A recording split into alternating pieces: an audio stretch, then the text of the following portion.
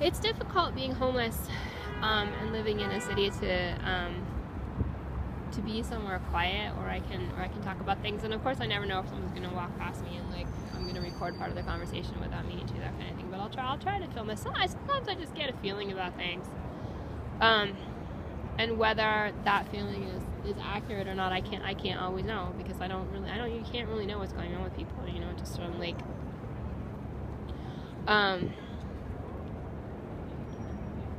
some of the things that you'll see on the internet. You know, I mean, it's just that, especially if they're not really talking all that much about what's going on. But sometimes you just get a feeling about things, and I feel like it would be good to resolve a particular issue. I mean, Jonathan Rhys Meyers, you know, he made his own decision, right? He got engaged to this woman, Marlene. It seems like it's not a bad decision. I mean, my life is really, really, really tough. So, and it's been tough for a very long time, and it's hard for me to deal with how cruel everything is that's happening to me. It does not make you care that much about other people. It makes it hard to care about other people. It makes it hard to care about the effect you have on them. I don't want to be someone who doesn't care about the effect I have on other people, but it's less of an intellectual exercise when people are not being so cruel to you all the time. And sometimes, you know, things happen that shouldn't have happened. And I've tried to just kind of, you know, I mean, if I flirted with him several months ago without realizing that he was engaged, and then hastily tried to like undo the damage that I had done, by, you know, just saying, you know, oh no, you're engaged, seems all right to me, yep, don't worry about that, forget it, I'm sorry, that kind of thing. And you know, it's not always the kind of damage that's really easy to repair. So how am I going to talk about this? Sometimes when the girlfriends get meaner, I know I get a feeling like maybe I should say something, like maybe it's a situation where, you know, there's like, you know, continuing tension, and getting married is a big decision anyway. You know, it's very easy to kind of cast off your concerns about getting married to somebody just because sorry, excuse me. It's very easy to try to find some other explanation for your nerves, being nervous about getting married to somebody, other than I'm nervous about getting married. You know, and I would really like. Excuse me. Oh, that's great. A burp right in the middle of the video. Well, I can't start the video over. Excuse me. Sorry about that. But this is it. I mean, I am in this situation. I have to talk about stuff. There's other stuff I have to do with my day. I apologize for burping while talking about your marriage. That was really rude. But anyway, I would really rather not be people's excuse for whatever their problems are in their relationship. Everybody has problems in their relationship. Getting married is very difficult. Getting married is a really big deal. It's a really big decision, you know? And I think there's a few things that I've been thinking about. One is that what I've talked about in terms of like this particular man, and the things that I think would not be ideal in terms of like us getting together, right? That kind of the instability of our younger years seems to be pretty severe in some ways. You know, I mean, I think my family had a lot of emotional trauma, a lot, and I have to really struggle with organizing my life. You know, they were good at academics, they were good, you know, good at thinking, good at talking, good at writing, that kind of thing. But you know, there were lots of emotional upheavals, lots of pain, lots of screaming, you know, lots of arguing, that kind of thing. Things that went by the wayside. Financial planning was not a strong suit. Organizing a household was not a strong suit. Lots of things, lots of problems, you know, that I now have to work my way through them as an adult, you know, trying to figure out how to budget, even though it's not like I was ever really like just spent past my means. I never really had any money to begin with. And sometimes it can be hard to, like, you know, my parents were middle class, I've said, you know, by the time that I was in high school, my parents were middle class. But I, as an adult, have never had any money, and so I never really understood, like, it never really seemed to matter whether or not I budgeted, because I was always so broke anyway. It's like, you know, I mean, it's hard for people. It's hard to save the $5 or $10 at the end of the month or the end of the week, rather than go out and spend it on something, because you're always kind of feeling like it's really not that much fun to be poor, you know. So if you feel like $5 or $10 isn't going to do you any good anyway, you're just like, I'm going to go out and spend it on something, anything. People do that all the time. So that is a tough habit. That's a tough habit to address.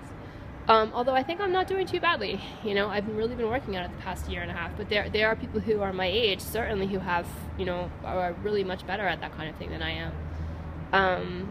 Or just focused on making money. Really cared so much more about making money than other things, that they are, you know, they're well off financially, and I'm not. And I don't mean that. And I'm just thinking just in terms of like practical life things. It's all right to choose someone who is good at stuff.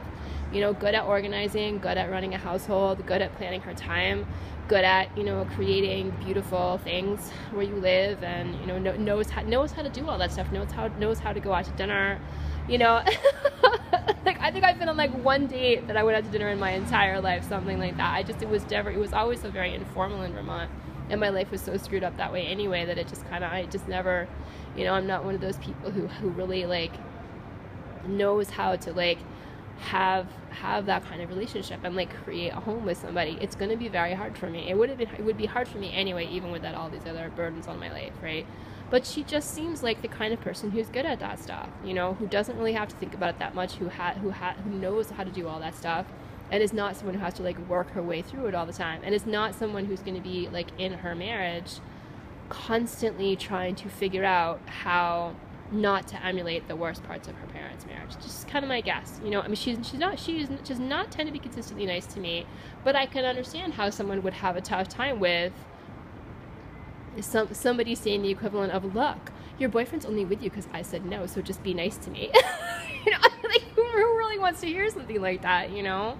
Nobody wants to hear something like that. It's all kind of a bad situation. And the internet has some things to it that people are going to have to figure out how to deal with. You know, I mean, people are just so accessible. They're so accessible. Boundaries can get crossed before you know it, and things just kind of get screwed up. I mean, I've never met him. I've never had a conversation with him. But, you know, I honestly just feel like this is a better decision for him than I would be. And I know there are things that I'm good at, you know, but there's things that everybody is good at. And you kind of like make your decisions about what's going to be best for you. And I'm saying no, I'm saying that, you know, no, saying no to this person,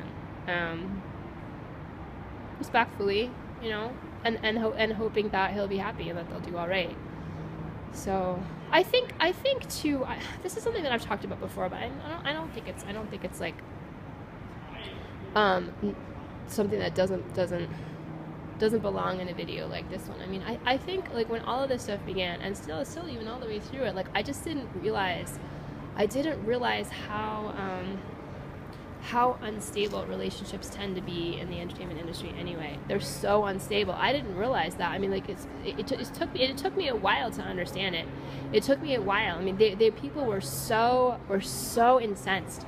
Like even just from kind of the beginning, like the first month or so of my understanding that people who were like famous like movie stars were interested in me. It took me a while to understand that industry does not expect relationships to survive. It doesn't expect marriages to survive.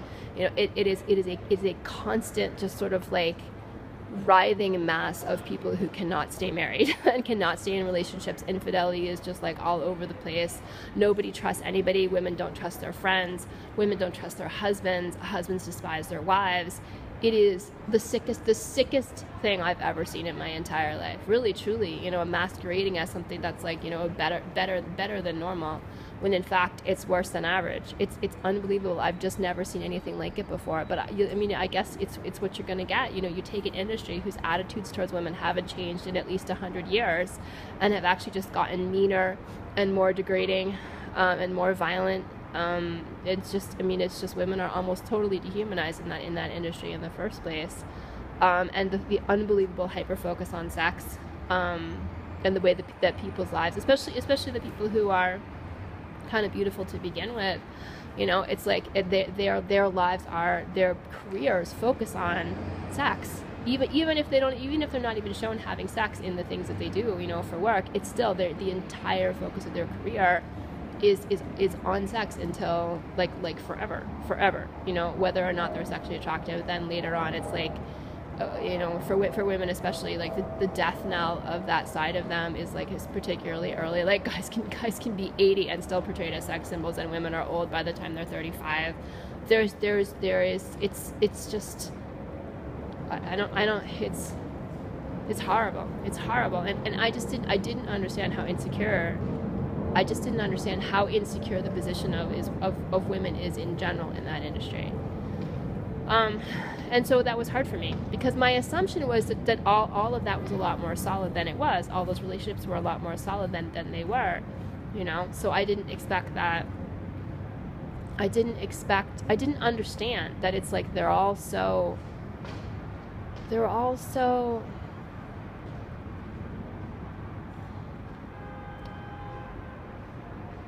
don't know how to live their lives, you know? They don't really.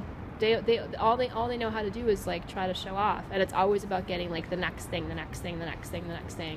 you know, the next beautiful person, the next whatever it is. It's like they are the consumers and they're the consumed, and that's kind of all there is to them. That's all there is to those lives. I don't think it has to be that way, but I think that's kind of like the prevailing atmosphere of the entire thing. So, you know, I hope things can work out for this couple.